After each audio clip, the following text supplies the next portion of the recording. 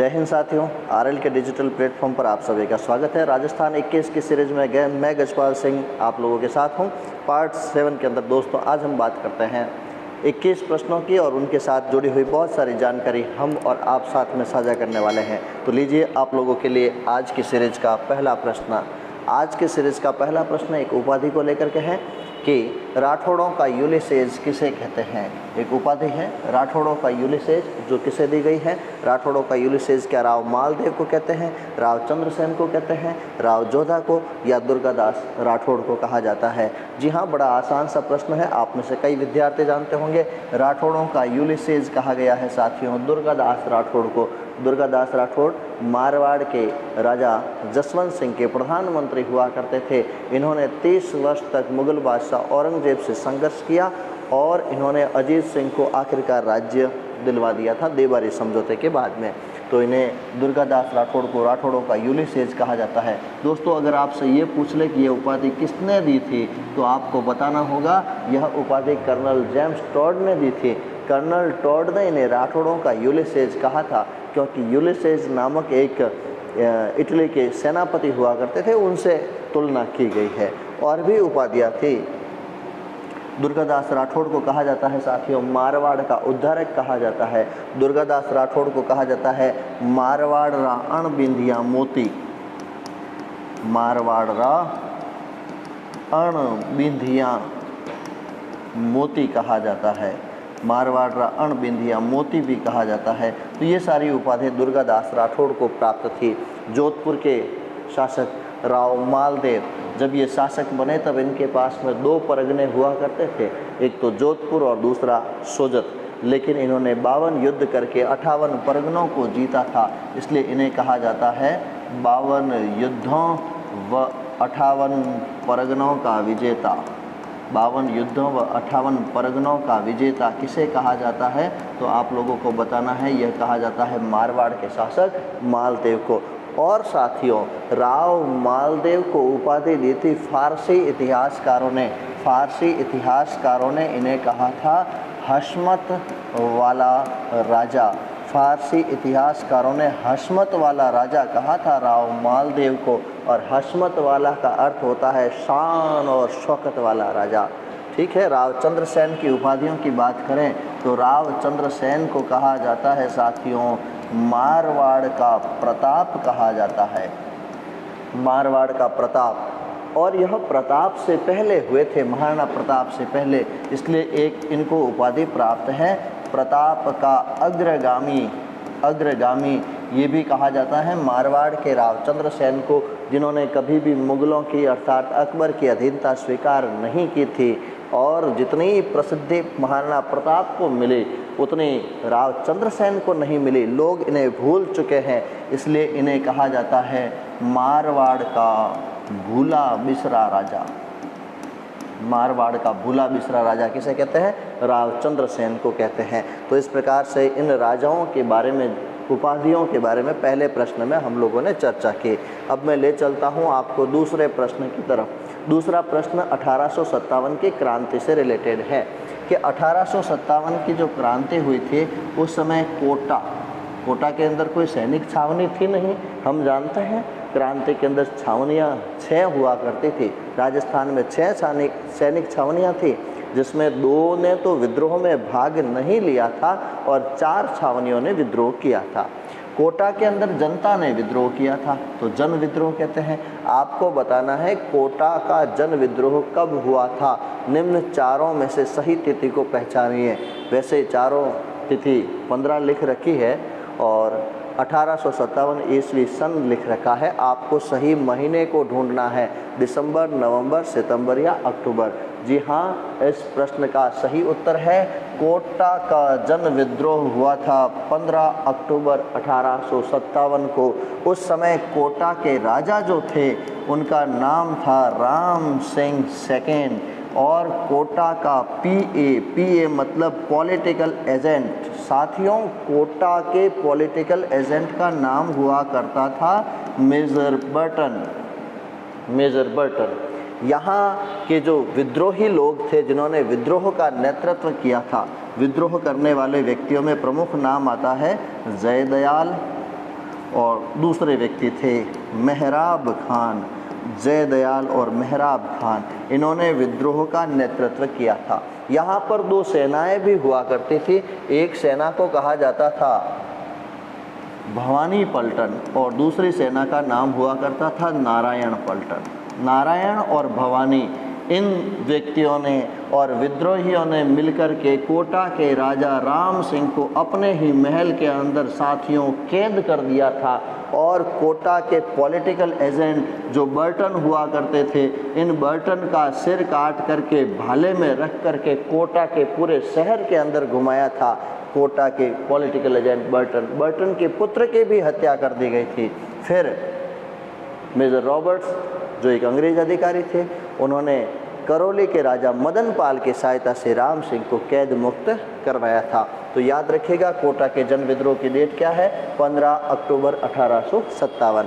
Question number अगला आप लोगों के लिए, राजस्थान सेवा संघ अजमेर कब स्थानांतरित किया गया था? दोस्तों आजकल आधुनिक राजस्थान से अधिक प्रश्न पूछे जाते हैं परीक्षाओं में। राजस्थान सेवा संघ अजमेर कब स्थानांतरित किया गया था, ये आपको बताना है। सही उत्तर ढूंढना है। 1917, 18, 19 या 1920 ईस्वी में कब स्थानांतरित किया गया था अजमेर के अंदर? तो इसका सबसे पहले तो हम ये जाने कि राजस्थान सेवा संघ की स्थापना कहाँ हुई थी। इसकी स्थापना हुई थी साथियों वर्धा के अंदर। वर्धा कहाँ है? महाराष्ट्र में। वर्धा महाराष्ट्र में स्थापना करने वाले व्यक्ति विजय सिंह पथिक, केसरी सिंह बारट, अर्जुन लाल सेठी, इन्होंने स्थापना की थी वर्धा महाराष्ट्र में और इसे अजमेर स्थानांतरित किया गया था 1920 के अंदर। 1920 अजमेर स्थानांतरित हो गया था। वर्तमान में बेंगू किस जिले में है? अगर आप राजस्थान के इतिहास को पढ़ते हैं तो आपको पता होगा बेंगू स्थान का संबंध किस घटना से रहा है। बेंगू के अंदर एक किसान आंदोलन हुआ था। बेंगू किसान आंदोलन कहते हैं जिसे। इस बेंगू किसान आंदोलन का जो मुख्य स्थान बेंगू था वो वर्तमान किस जिले के अंतर्गत आता है? भीलवाड़ा, चित्तौड़गढ़, उदयपुर या डूंगरपुर? सही उत्तर होगा इसका चित्तौड़गढ़ के अंदर है। नेक्स्ट क्वेश्चन नंबर 5, बेंगू किसान आंदोलन के समय वहाँ के शासक कौन थे? ठीक उसी किसान आंदोलन से दूसरा प्रश्न बना है कि जब बेंगू का किसान आंदोलन हो रहा था उस समय वहाँ के शासक, वहाँ के मतलब बेंगू के शासक कौन हुआ करते थे? तो दोस्तों उस समय जो बेंगू के शासक थे जिनका नाम था अनूप सिंह। और आपसे ये पूछें कि उस समय मेवाड़ के महाराणा कौन थे, तब क्या बताएंगे? मेवाड़ के महाराणा फतेह सिंह थे। ये बेंगू का किसान आंदोलन साथियों 1921 में हुआ था क्योंकि वहाँ पर किसानों पर 25 प्रकार के कर लिए जाते थे, 25 प्रकार के टैक्स लिए जाते थे। बेंगू के अंदर जो किसान थे वो धाकड़ जाति के किसान हुआ करते थे। धाकड़ जाति के किसानों से जब 25 प्रकार से कर लिए गए तो वहाँ के किसानों ने शासक अनूप सिंह के खिलाफ आंदोलन किया। अनूप सिंह बड़े ही भले व्यक्ति थे। अनूप सिंह ने किसानों के साथ मिलकर के एक समझौता कर लिया था और उस समझौते में किसानों को कई प्रकार की रियायत दे दी थी कर के अंदर। ये आंदोलन 1921 में जिस स्थान से प्रारंभ हुआ उस स्थान का नाम है मैनाल। मैनाल जिला भीलवाड़ा के अंदर है। जब समझौता हुआ लेकिन एक अंग्रेज अधिकारी जिसका नाम हुआ करता था ट्रेंच, अंग्रेज अधिकारी ट्रेंच ने इस समझौते को मानने से इनकार कर दिया और उसने कहा ये तो बोल्शेविक समझौता है और इस समझौते को नहीं माना जाएगा। इस प्रकार का किसान आंदोलन था बेंगू किसान आंदोलन। एकीकरण से प्रश्न है आपके लिए, बृहत्तर राजस्थान संघ का उद्घाटन किसने किया था? राजस्थान के एकीकरण से प्रश्न है और राजस्थान का एकीकरण दोस्तों 7 चरणों में संपन्न हुआ था। आपको बताना है कि बृहत्तर राजस्थान संघ, पहले तो पहचानना है कि 7 चरणों में ये कौन सा चरण था।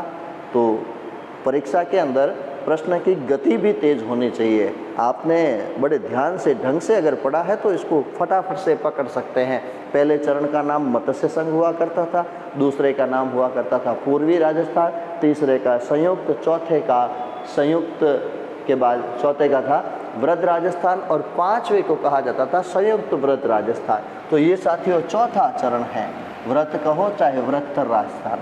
अब बताएं चौथा चरण जिसमें राजस्थान की 4 बड़ी रियासतें सम्मिलित हुई थी, जयपुर, जोधपुर, बीकानेर और जैसलमेर, उस चरण का उद्घाटन किसके द्वारा किया गया था? दोस्तों उस चरण का उद्घाटन किया गया था सरदार वल्लभ भाई पटेल के द्वारा। पहला चरण मत्स्य संघ का उद्घाटन NV गॉडगिल ने किया। दूसरा चरण पूर्वी राजस्थान, उसका उद्घाटन 25 मार्च को NV गॉडगिल ने किया। तीसरा चरण संयुक्त राजस्थान, उसका उद्घाटन तत्कालीन प्रधानमंत्री जवाहरलाल नेहरू के द्वारा किया। और चौथा चरण वृहद या बृहत्तर राजस्थान का उद्घाटन सरदार वल्लभ भाई पटेल के द्वारा किया गया था। नेक्स्ट एकीकरण से 25 मार्च 1948 को गठित जो चरण था उसके राज प्रमुख कौन थे? राज प्रमुख किसे बनाया गया था? फिर वही कि आप पहले तो ये ढूंढें कि 25 मार्च 1948 को एकीकरण का कौन सा चरण हुआ था। 25 मार्च 1948 टोटली 7 चरण थे। पहला चरण 18 मार्च 1948 मत्स्य संघ कहते थे। दूसरा चरण 25 मार्च 1948 को हुआ था। तो दोस्तों ये दूसरा चरण था जो 25 मार्च 1948 को हुआ था। इसको पूर्वी राजस्थान कहा गया है, पूर्वी राजस्थान। अब बता दीजिए आप कि इस चरण में राज प्रमुख किसे बनाया था? आपको ये भी पता होगा कि दूसरे चरण पूर्वी राजस्थान के अंदर कुल 9 रियासतें सम्मिलित हुई थी, जिसमें 3 रियासतें तो हुआ करती थी हाड़ौती की, कोटा, बूंदी, झालावाड़। 3 रियासतें वागड़ के समीप डूंगरपुर, बांसवाड़ा, प्रतापगढ़। 2 अजमेर के पास वाली किशनगढ़, शाहपुरा और एकमात्र मुस्लिम रियासत टोंक। ये 9 रियासतें सम्मिलित हुई थी, जिसमें राज प्रमुख बनाया गया था कोटार के महाराव को।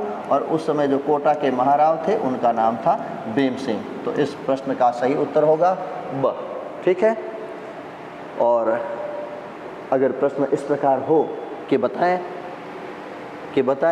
25 मार्च 1948 को गठित चरण का उपराज प्रमुख कौन था, तब उत्तर क्या देंगे आप? उपराज प्रमुख कौन था?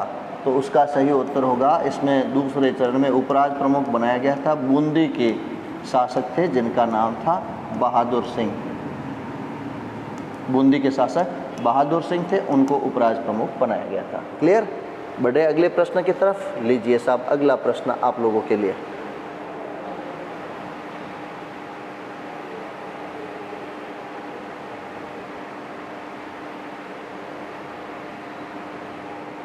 प्रश्न संख्या 8, राज प्रमुख को राज्यपाल पदनाम कब दिया गया था? जो एकीकरण के 7 चरण थे उसमें 7 चरणों में राजस्थान के राज प्रमुख, उपराज प्रमुख, प्रधानमंत्री इस प्रकार के पद दिए गए थे। आपको बताना है कि जो राज प्रमुख का पद होता था उसे समाप्त करके उसके स्थान पर राज्यपाल पदनाम स्थापित किया गया था। ये कब किया गया था? 1947 में, 1948 में, 1950 में या 1956 में? बहुत टेक्निकल क्वेश्चन है साथियों, बड़ा ध्यानपूर्वक गहनता से सोच करके उत्तर दीजिएगा। राज्यपाल पदनाम कब किया गया था? दोस्तों राज्यपाल पदनाम किया गया था 7वें चरण में। आपको चरण के संबंध में पूछे तो बता देना है बिना संकोच किए कि साहब 7वें चरण में ये राज्य प्रमुख का पद समाप्त करके राज्यपाल किया गया था। आपको पता होगा 7वां चरण गठित हुआ था 1 नवंबर 1956 को। जी हाँ, यहाँ से उत्तर निकल गया, आपका सही उत्तर होगा द। और उसी समय अपने भारत के संविधान का 7वां संविधान संशोधन हुआ था। और उस संविधान संशोधन में 7वां संविधान संशोधन कब हुआ था? 1956 में। उसी समय संविधान में संशोधन करके राज प्रमुख के पद को समाप्त किया गया, उसके स्थान पर नया राज्यपाल का पद सृजित किया और सरदार गुरुमुख निहाल सिंह को राजस्थान का पहला राज्यपाल बनाया गया था। क्लियर? बढ़िए प्रश्न संख्या 9 की तरफ। सिरोही का राजस्थान में विलय कब हुआ था? निम्न तिथियां दे रखी हैं। 1 नवंबर 1956 को, 23 मार्च 1949 को, 26 जनवरी 1950 को या 15 मई 1949 को। सिरोही को, सिरोही एकीकरण में अपनी विशेष स्थान रखता है साथियों। सिरोही राजस्थान के सबसे अंत में मिलने वाली रियासत थी। उसका एक कारण हो गया था। उसका कारण हो गया था माउंट आबू, जो राजस्थान का सर्वश्रेष्ठ पर्यटन स्थल है। और उस समय एकीकरण के लिए जो रियासती विभाग बना था, उसके अध्यक्ष सरदार वल्लभ भाई पटेल जो गुजरात से संबंधित थे, और सरदार वल्लभ भाई पटेल माउंट आबू को अपने गुजरात में मिलाना चाहते थे। लेकिन हाथल गांव के गोकुल भाई भट्ट की वजह से उन्हें संकोच भी था, इसलिए उन्होंने छठे चरण में आधे सिरोही को राजस्थान में और आधा सिरोही माउंट आबू वाला गुजरात में मिलाया।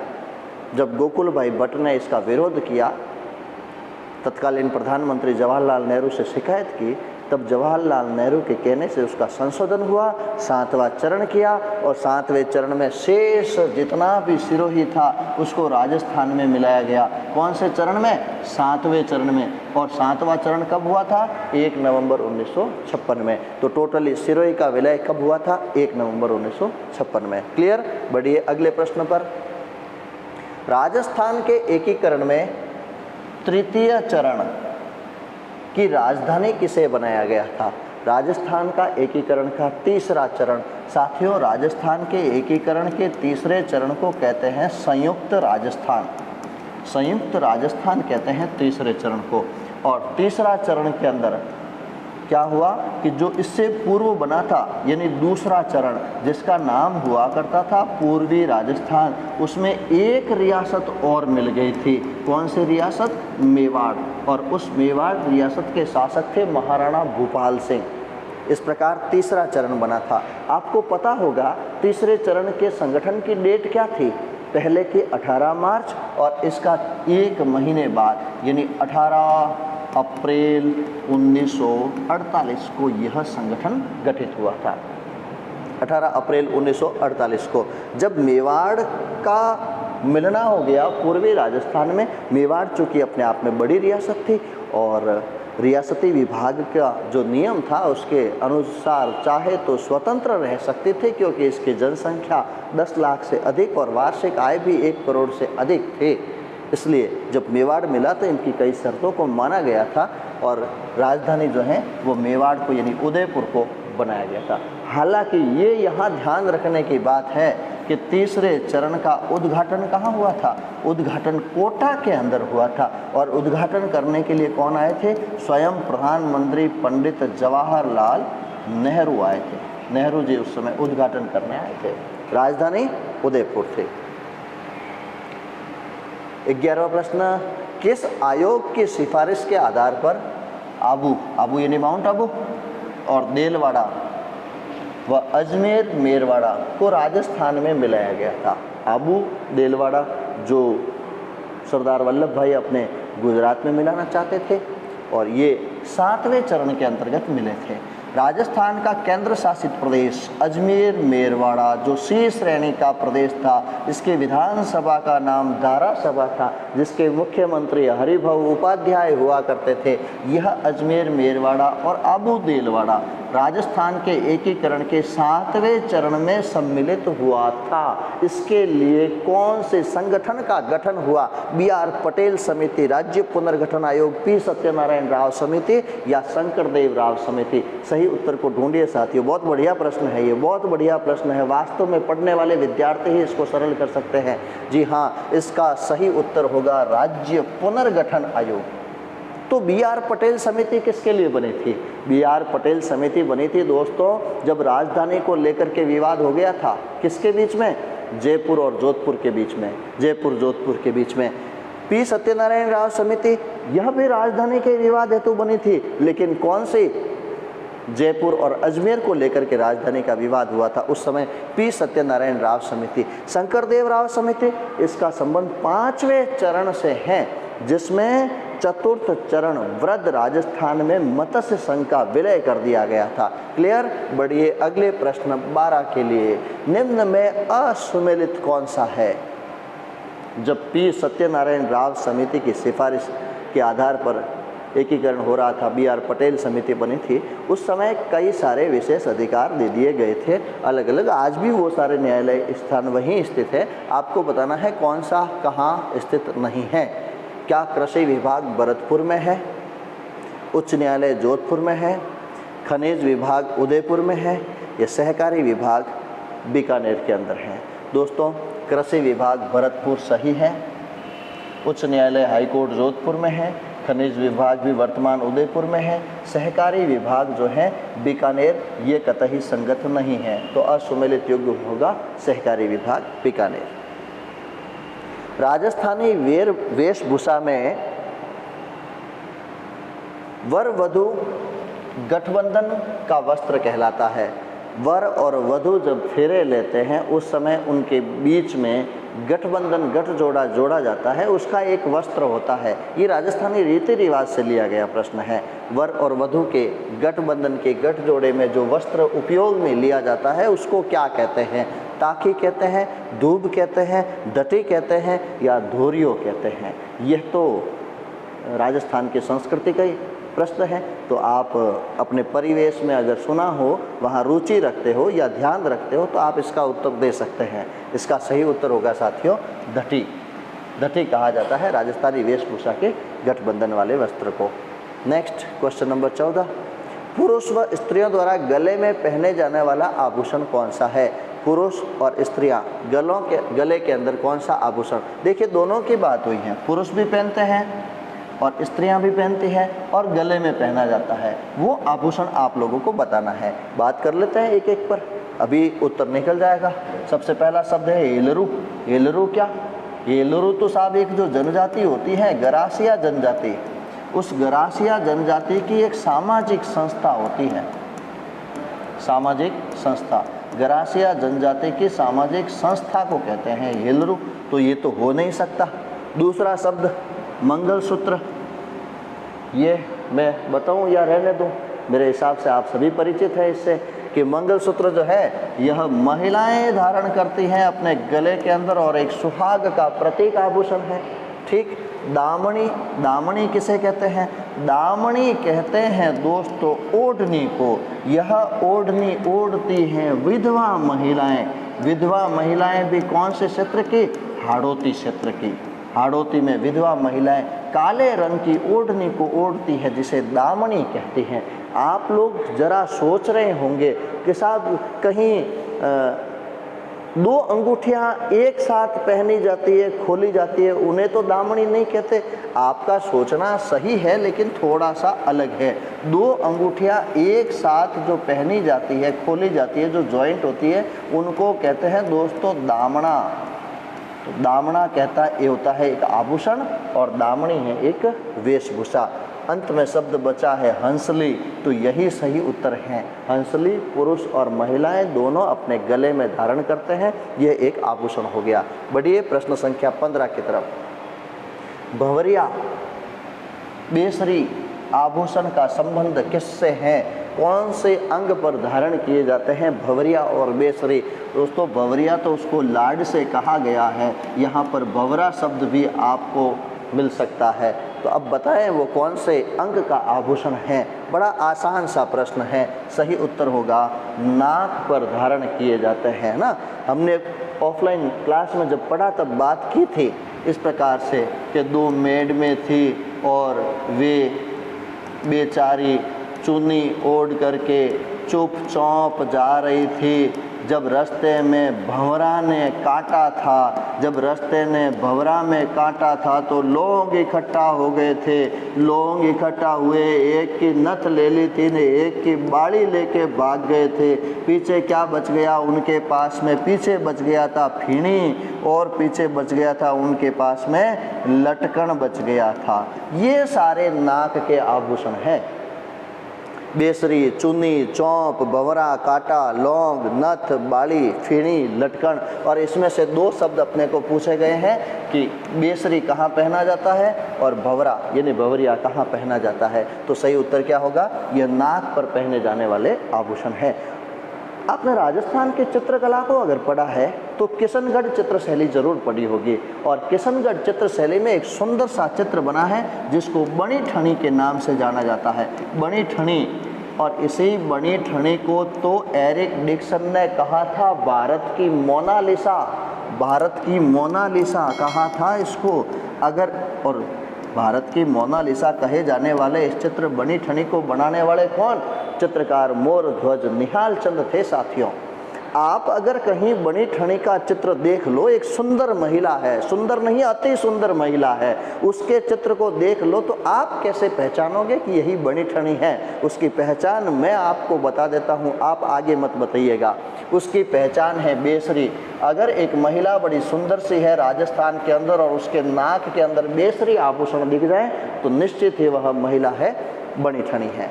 बढ़िए प्रश्न संख्या 16 की तरफ। रायण नृत्य किस जनजाति से संबंधित है?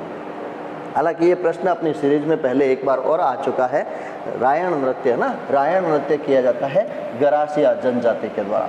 गरासिया जनजाति के द्वारा बात की थी हमने कि मैं एक गरासिया को जानता हूँ जिसका नाम है गोकुल। गोकुल क्या करता है? गोकुल मावा खाता है, गोकुल मावा खा के मौज करता है। जब गोकुल मावा खा के मौज करता है, मीठा मीठा मावा खाता है और मीठी मीठी राग में गीत गाता है, इससे सारे गरासियों के नृत्य अपने को याद हो जाते हैं। गोर नृत्य, कूद नृत्य, लूर नृत्य, मांडल नृत्य, वालर नृत्य, मोरिया नृत्य, जवारा नृत्य, रा से रायण नृत्य और ग से गरबा नृत्य, ये सभी गरासिया जनजाति के नृत्य है। क्वेश्चन नंबर 17, मूमल क्या है? मूमल क्या है? अगर आप राजस्थान के विद्यार्थी हैं तो इस प्रश्न का उत्तर तो आपको आना ही चाहिए। मूमल क्या है? कोई लोक नृत्य है, लोक देवी है, लोक वाहन है या लोक गीत है? दोस्तों इन 4 ऑप्शन में अगर मैं ढूंढूं तो सही उत्तर होगा साहब मूमल एक राजस्थान का लोक गीत है। लेकिन अगर इस प्रश्न का उत्तर दूं कि मूमल क्या है तो मूमल तो साहब एक राजकुमारी थी। मूमल राजकुमारी है साहब। मूमल कहाँ की राजकुमारी थी? मूमल कौन से वंश की राजकुमारी थी? मूमल एक भाटी वंश की राजकुमारी थी। जब भाटी वंश की राजधानी हुआ करती थी लोद्रवा, उस समय लोद्रवा की राजकुमारी थी मूमल। इस मूमल के प्रेमी का नाम हुआ करता था महेंद्र, जो रहने वाला था अमरकोट का, और अमरकोट वर्तमान में है पाकिस्तान के अंदर। इसी महेंद्र और मूमल की प्रेम कथाओं का वर्णन राजस्थान के साहित्य में खूब सा किया हुआ है और सबसे बढ़िया वर्णन किया है मूमल किताब के अंदर। मूमल पुस्तक लिखी है लक्ष्मी कुमारी चुंडावत ने।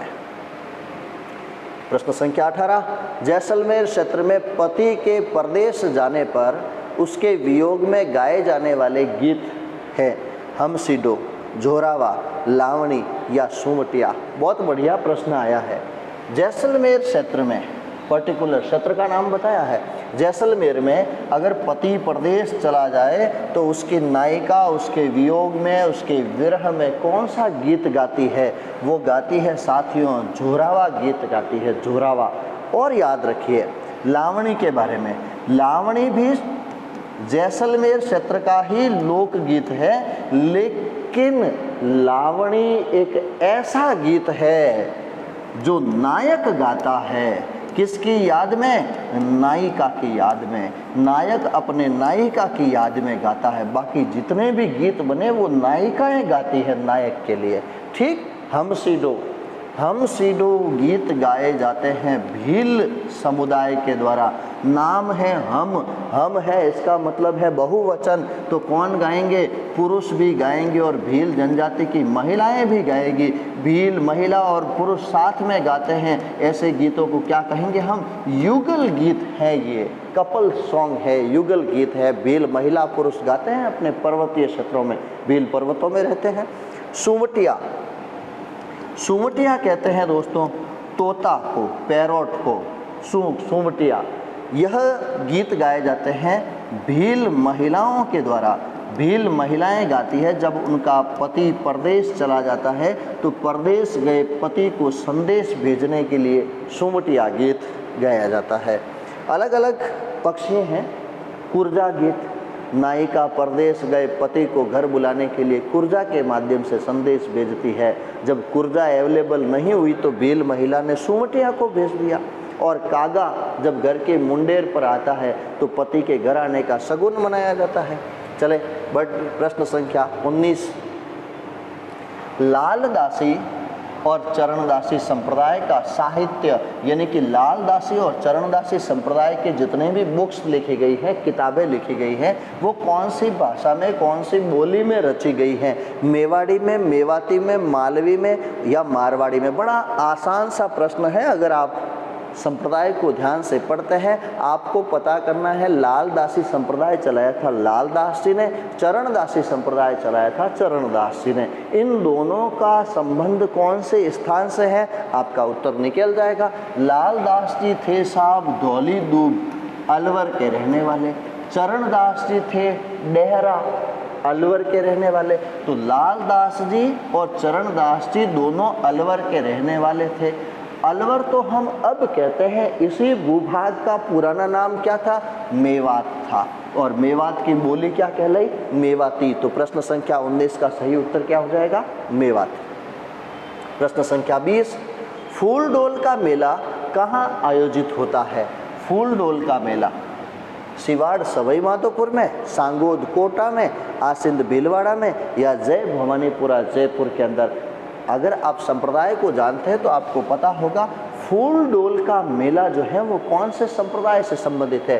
दोस्तों, फूलडोल का मेला लगता है राम स्नेही संप्रदाय में। और हमने पिछली सीरीज में बात की थी, राम स्नेही संप्रदाय की राजस्थान में पीठ कितनी है? 4 पीठ है राम स्नेही संप्रदाय की। 4 पीठ कौन कौन सी? राम स्नेही संप्रदाय की पीठ है आसिंद भीलवाड़ा, खेड़ापा जोधपुर, रेण नागौर और सिंहथल बीकानेर। ये 4 पीठ। सबसे बड़ी पीठ है आसिंद भीलवाड़ा, जहाँ पर फूलडोल का मेला लगता है। दोस्तों, ये फूलडोल का जो मेला हो लगता है, ये होली के अगले दिन लगता है। होली आती है फाल्गुन पूर्णिमा को, उससे अगले दिन मतलब चैत्र माह। चैत्र माह का कौन सा पक्ष हो गया? पहले कृष्ण पक्ष आता है। कृष्ण पक्ष की एकम से लगा करके पंचमी तक 5 दिन का मेला लगता है। फिर से सुन लीजिएगा, चैत्र मास के कृष्ण पक्ष की एकम से पंचमी तक 5 दिन का मेला लगता है। होली के जस्ट बाद में फूलडोल का मेला आसिंद भीलवाड़ा में। क्लियर है? लगे हाथ। जो 3 ऑप्शन है उनकी भी हम चर्चा कर लेते हैं। सिवाड़ सवाई माधोपुर, ये स्थान भी दोस्तों राजस्थान में एक पॉपुलर स्थान है। और सिवाड़ सवाई माधोपुर के अंदर तो एक महादेव का मंदिर है। उस महादेव को कहा जाता है घुश्मेश्वर महादेव। घुश्मेश्वर महादेव। इस घुश्मेश्वर महादेव जो सिवाड़ सवाई माधोपुर में है, इसकी संज्ञा तो ज्योतिर्लिंग के बराबर मानी गई है। इतना उच्च कोटि का मंदिर है यहाँ पर। सांगोद कोटा के अंदर यह स्थान प्रसिद्ध है दोस्तों नहाण महोत्सव के लिए। पूछा जा सकता है आपसे, राजस्थान में नहाण महोत्सव कहाँ का प्रसिद्ध है? बता दीजिएगा। सांगोद कोटा का प्रसिद्ध है। जय भवानीपुरा स्थान जो जयपुर में है, यहाँ एक माता जी का मंदिर है, नकटी माता का मंदिर है। जय भवानीपुरा जयपुर के अंदर। क्लियर? बढ़ते हैं अंतिम प्रश्न आज की सीरीज का, प्रश्न संख्या 21 की तरफ। लीजिए साहब, अहिरवाटी बोली कहाँ बोली जाती है? अहिरवाटी बोली बताइए। अहिरवाटी वहाँ बोली जाती है जहाँ हीर जाति के, अहिर जाति के लोगों की संख्या अधिक हुआ करती थी। इस अहिरवाटी को राठी बोली भी कहते हैं। आपको इनमें से सही उत्तर को पहचानना है। झालरापाटन प्रतापगढ़? जी नहीं। सांभर जो जयपुर में है? चौमू? बिल्कुल नहीं। लावा टोंक किशनगढ़ अजमेर? ये भी नहीं। बहरोड और मुंडावर के अंदर बोली जाती है। मुंडावर और बहरोड ये दोनों तहसीलें हैं साथियों, अलवर जिले के अंदर है। तो अलवर के क्षेत्र बहरोड और मुंडावर के अंदर जो बोली बोली जाती है वह बोली है अहिरवाटी। तो साथियों, आज इन 21 प्रश्नों को लेकर के हम लोगों ने और 21 के अलावा और भी कई प्रश्नों को लेकर के चर्चा की। बने रहिए आरएल क्लासेस के साथ में और इसी तरह से अपना सहयोग व स्नेह बनाते रहिए आरएल क्लासेस के साथ में और आपके सुझाव देते रहिए ताकि हम आने वाली कक्षाओं को और बेहतरीन बना सकें। ओके, मिलते हैं फिर अगली क्लास में। थैंक यू दोस्तों।